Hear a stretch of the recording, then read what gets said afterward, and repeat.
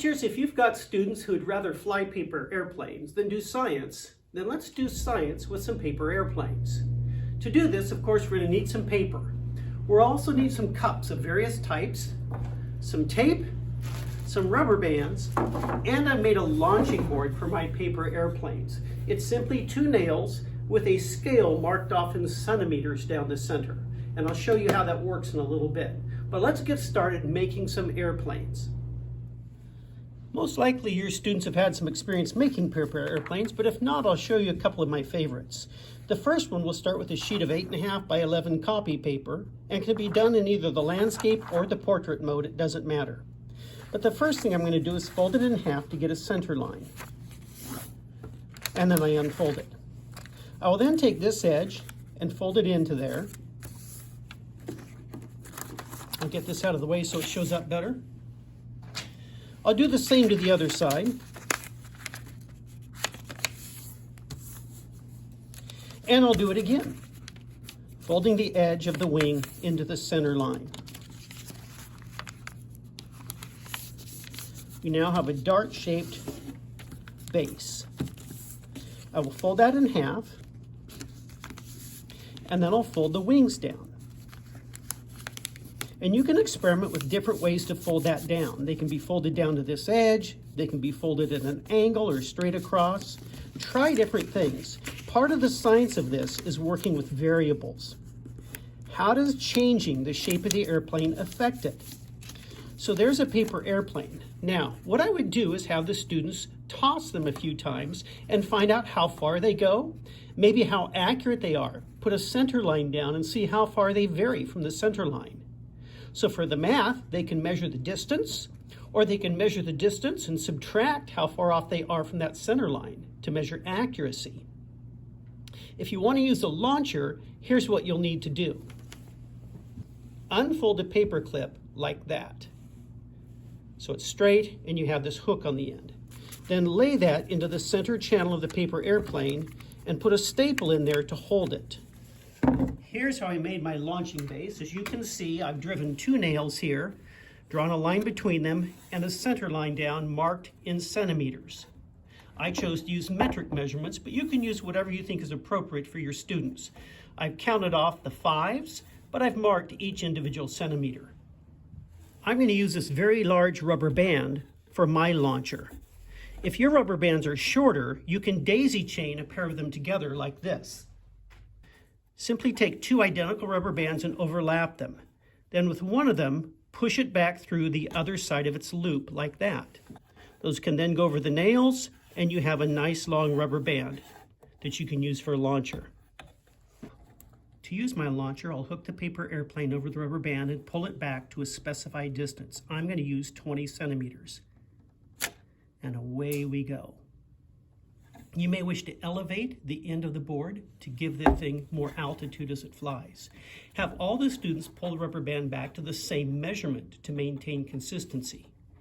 You can also have them graph different measurements. How far does it go at 15 centimeters? How far at 20? How far at 25 and 30?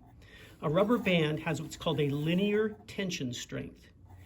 It stays consistent throughout its pull or throughout the stretch that you put on that tension force. So try it yourself and see how far the students can make their different airplanes fly. Try different varieties of airplanes.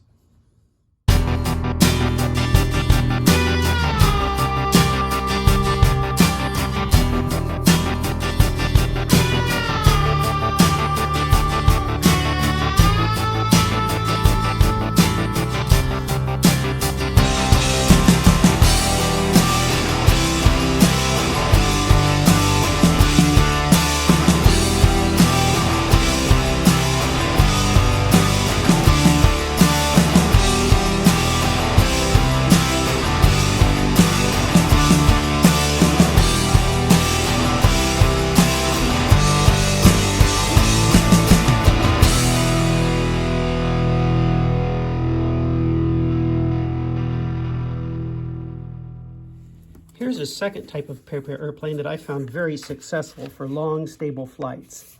I start by folding it lengthwise down the center. Then I fold the edges in as I did on the dart. Now you could make a dart at this point if you wanted to by folding these over. You'd have a longer, thinner dart than the other style. But instead I'm going to fold this down like that. Next I'm going to take these two vertices and fold them to the center line about there.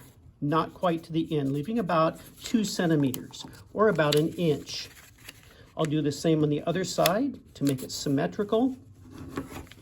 And then I fold this flap up to hold those. At that point, I turn it over and I fold it in half. Then I fold down one wing and I fold down the other wing. And this type of paper airplane has proven to me to be very stable and make very long, straight flights. You can adjust the pitch of it by folding up the back or folding down the back. You can fold the wing tips up to give it more stability. There's many things you can do with this design. Again, mount a paper clip here if you want to use it on the launcher as opposed to being hand thrown. Here's another type of airplane that I've found to be quite interesting. It's more like a flying wing than an airplane. I start with an 8.5 by 11 piece of paper and I cut out a square, saving this extra piece. This is now 8.5 by 8.5. I'm going to fold it like this to get a center crease. Then I'm going to fold it here like this. And then fold it again. And once more to get a narrow strip of paper here with some thickness to it. I'll now continue to roll that like this, and so on until I'm about halfway across the paper.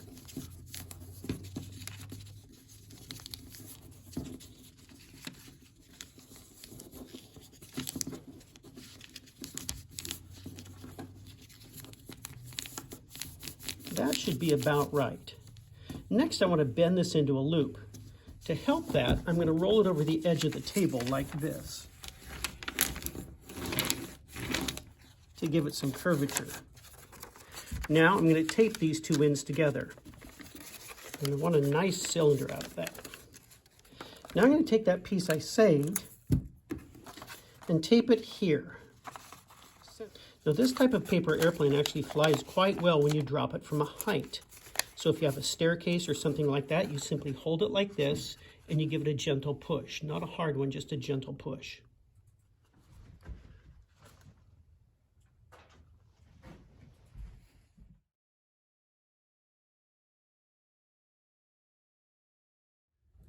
This last aircraft I find the most interesting of all. I can't believe it even flies. It uses a principle called the Magnus effect, which your students may want to research. It's really incredible. To make the launcher, I have daisy chained 4 rubber bands together, so there's quite a length to them. Then I take 2 cups and some tape.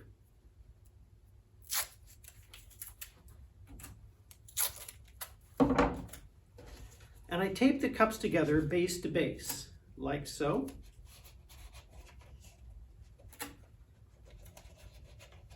I'll get some more tape to reinforce that seal.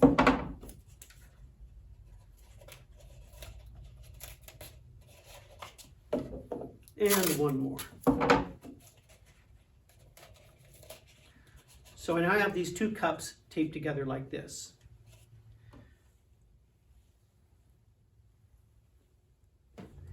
Next, place one end of the rubber band on the cup and cover it with your thumb while pulling it. Then stretch the rubber band tight and wind it 1, 2, 3, 4 times around. Now here's how you launch this. You hold the cup near your face and the other end of the rubber band away from your face. And then you simply let go. So here we go. I hold the cup near my chest, stretch the rubber band away, and I let it go. I don't know why it flies, but it does. It stays in the air quite a long time, actually. Much longer than I would have thought.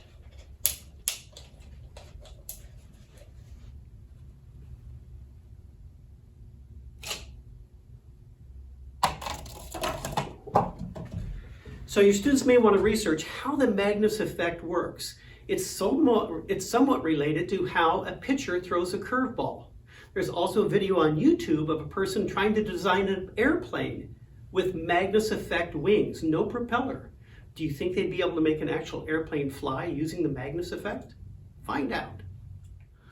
One word of caution, I did have a student one time hold the end of the rubber band near their face and their cup at the end and let go that way, and it hurt. So make sure that they're either wearing goggles or they're holding the cup by the face or their chest and stretching the rubber band away from them. So enjoy trying this with your students. Experiment with different types of cups. One of the things scientists like to do is try variables, change things. Different sizes of cups, different materials like styrofoam versus plastic. Try different types of paper airplanes, different distances by which you pull the rubber band back on the launcher, different elevations for the launcher. Try different things. See if you can maximize the flight of your airplane or the flight of your Magnus wing. So enjoy doing this week's Science on Flight.